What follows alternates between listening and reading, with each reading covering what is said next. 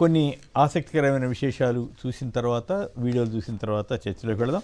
అసద్ పాలన అంతం, తిరుగుబాటుదారుల చేతుల్లోకి సిరియాలో తిరుగుబాటు కొన్నేళ్ల తర్వాత సఫలమైనట్లుగా కనబడుతోంది. ఎక్కడా లేని ఈవీఎంలు మనకే ఎందుకన్నా శరద్ పవార్. ఏడాదిలో ఎన్నో చేశాం, మహిళా రైతు సంక్షేమం, నిరుద్యోగుల కొలువులు అంటూ సీఎం రేవంత్ రెడ్డి ఏడాది పాలనపై ఆయన అనేక అంశాలను ప్రస్తావిస్తూ స్టేట్మెంట్ ఇచ్చిన వార్తని ప్రముఖంగా ఇచ్చారు సాక్షిలో. ఇక నిలదీయడమే బీఆర్ఎస్ శాసనసభాపక్ష భేటీలో కేసీఆర్, కాంగ్రెస్ ప్రభుత్వానికి తగినంత సమయం ఇచ్చాం, పాలకుల అసమర్థతపై ప్రజలు తిరుగుబాటు చేస్తున్నారన్న కేసీఆర్.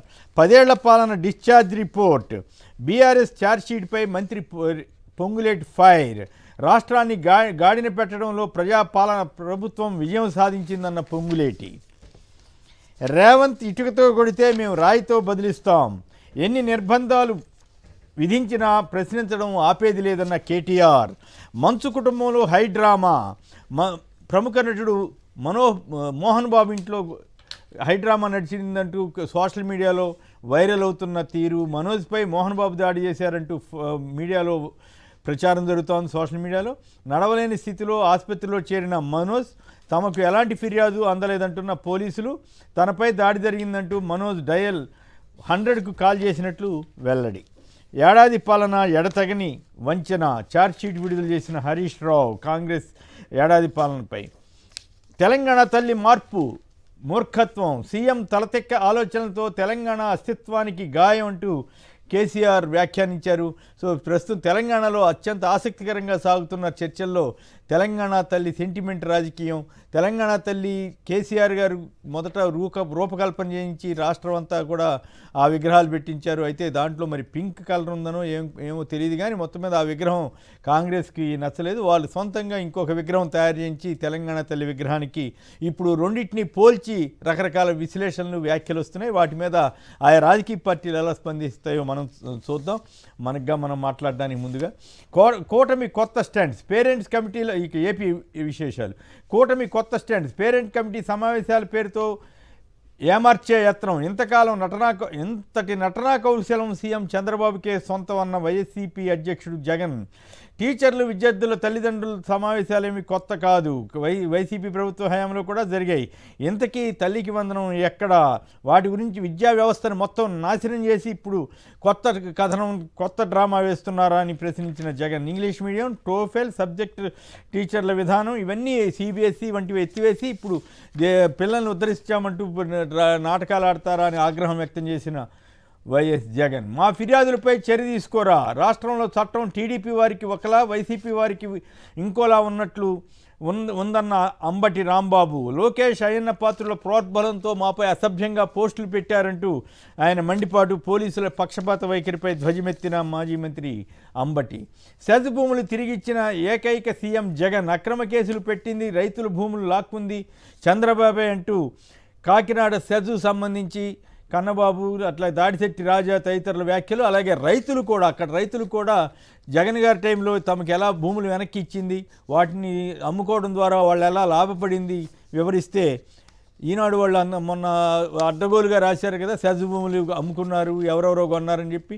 వాళ్ళు ఎక్కడెక్కడ భూములు కొన్నా పర్వాలేదు, కానీ ఇంకెవరైనా భూములు కొంటే మాత్రం ఈ రకంగా ఏడుస్తారా అనేది విమర్శ. ఇక సర్కారు ప్రచార పాటలు, మెగా పేరెంట్స్ టీచర్స్ మీటింగ్ అంటూ మెగా దగా, తల్లికి వందనం అంటూ ఊదరగొట్టి ఎన్నికల ప్రచారంలో ఇప్పుడు కిమ్ అనే నేతలంటూ మరో కథనాన్ని ఇచ్చారు. గృహిణులకు ఐటీలో శిక్షణ ఇప్పిస్తాం, ఇంటి నుంచే ఉద్యోగాలు చేయవచ్చు, ముగ్ధుడైన ముఖ్యమంత్రి అంటూ బిల్డప్ బాబాయిలు ఉన్నారు కదా, గృహిణులకు ఐటీలో శిక్షణ ఇప్పించేసి ఇంటి నుంచే ఉద్యోగాలు చేయించవచ్చని కొత్తగా కనిపెట్టారు చంద్రబాబు నాయుడు గారు. మరి ఆయన ఎంతవరకు చేయిస్తారో చూద్దాం. 2 నెలలైందండి ఇన్సులిన్ లేదంటూ ఈనాడు వాళ్ళు జిల్లా పేపర్లో మాత్రం అప్పుడప్పుడు వేస్తున్నారు, ఎందుకంటే జనం తిడతారు కదా, అందుకోసం అక్కడ ఆసుపత్రుల దుస్థితి మీద రాసినటువంటి కథనం ఇదనమాట. ఇక అంతకంటే సంచలన వార్త ఏంటంటే కాకినాడ పోర్టు కేవీ చౌదరికి 1000 కోట్ల లబ్ధి పొందారు. చంద్రబాబుకు టీడీపీ ఎమ్మెల్సీ యనమల రామకృష్ణుని లేఖ. 1983 నుంచి టీడీపీలో అత్యంత క్రియాశీలకంగా అనేక పదవులు చేసి స్పీకర్ పదవి, ఒక రకంగా చంద్రబాబు గారు అధికారంలోకి రావడానికి ఎన్టీఆర్ని కూలదోసిన సందర్భంలో స్పీకర్ హోదాలో ఉండి సాయపడ్డ యనమల రామకృష్ణ గారు రాసిన లేఖ ఇది. చాలా మొత్తం అక్కడ ఉన్నటువంటి పరిస్థితి మీద కేవీ రావు ఏ రకంగా అక్కడ భూములు దోచుకున్నాడు, సెజ్కు సంబంధించి చాలా అత్యంత ఆసక్తికరమైన లేఖ రాస్తే తెలుగుదేశం పత్రికలు ఎక్కడ ఆయన గురించి రాయలేదు, ఆ వార్తే రాయలేదట. అంతేకాకుండా తెలుగుదేశం సోషల్ మీడియాలో విపరీతమైన వ్యతిరేక ప్రచారం చేస్తున్నారట. యనమల ఏమిటి ఇంత ద్రోహమా, డ్యామ్ డూమ్ అంటూ రకరకాల అభియోగాలు మోపుతూ, అవన్నీ నేను చెప్పడం నాకు ఇష్టం లేదు. సీనియర్ నాయకుడైనా సరే ఎవరైనా సరే కొంచెం అభ్యంతరం చెప్తే చాలు ఆ రకంగా విరుచుపడతారు. వైసీపీ వాళ్ళ మీద కాదు, తెలుగుదేశం వాళ్ళ మీద కూడా తెలుగుదేశంకి మద్దతు ఇచ్చే సోషల్ మీడియా ఆ రకంగా విరుచుపడుతుందట. ఇక తెలంగాణకు సంబంధించిన కొన్ని వీడియోలు రేవంత్ రెడ్డి గారివి అలాగే మిగతా కొందరి చూసిన తర్వాత చర్చలోకి వెళదాం. ఒక ప్రధాన ప్రతిపక్ష రాజకీయ పార్టీగా మీ విధానం ఏంది, మీ ఆలోచన ఏంది? అంటే ఈ ప్రభుత్వమే నడవద్దా, ప్రజల సంక్షేమం చేపట్టొద్దా, ఈ రాష్ట్రం అభివృద్ధి పదం వైపు తీసుకెళ్లాల్సిన అవసరం లేదా? రైజింగ్ తెలంగాణ రైజింగ్ అనే పదాన్ని మనం ముందుకు తీసుకెళ్లాల్సిన అవసరం లేదా? మీకు బాధ్యత లేదా? నాయకుడిగా మీరు సభకే రారు, ఆ కుర్చీ ఖాళీగా ఉండడం తెలంగాణకు మంచిదా? ప్రతిపక్ష బాధ్యత మీరు నెరవేర్చండి, పాలక పక్షానికి సూచన చేయండి. చంద్రశేఖరరావు గారికి సూటిగా సూచన చేస్తున్నా, మీ పిల్లలు ఇద్దరిని మా మీదకి ఉసిగొల్పి ఎందుకు ఇట్లా చేస్తున్నారు చంద్రశేఖరరావు గారు? పెద్దరికం నీకు మంచిదా? ఇట్లా తులోపనులు చేసేటప్పుడు నియంత్రించాల్సిన బాధ్యత మీకు లేదా? పురాణాలలో రాక్షసులు ఉండేటోళ్ళు, మారీచులు, సుబాహులు, రాహువు, కేతువు, ఇట్లాంటి వాళ్ళని తయారు చేసి మా ప్రభుత్వానికి ఉసిగొల్పడము మీ పెద్దరికానికి మంచిదా? చంద్రశేఖరరావు గారు, మీరు ఆలోచన చెయ్యండి. ముఖ్యమంత్రి గారి పాలన ఒక నెగటివ్ యాటిట్యూడ్తో ప్రారంభమైంది, అందుకే అన్ని నెగటివ్ ఫలితాలు వస్తున్నాయి. అసలు ఆయన ప్రారంభమే నేను ప్రజాభవన్ ముందు ఇనుప కంచెలు గులగొడుతున్నా అని ఆయన ప్రారంభమే కూల్చివేతలతో ప్రారంభమైంది. ఆయన అడుగులన్నీ నెగటివ్ యాటిట్యూడ్తోనే ప్రారంభమైనాయి. అంటే ఒక ప్రతికూల దృక్పథంతో నెగటివ్ యాటిట్యూడ్తో రేవంత్ రెడ్డి పాలన ప్రారంభమైంది.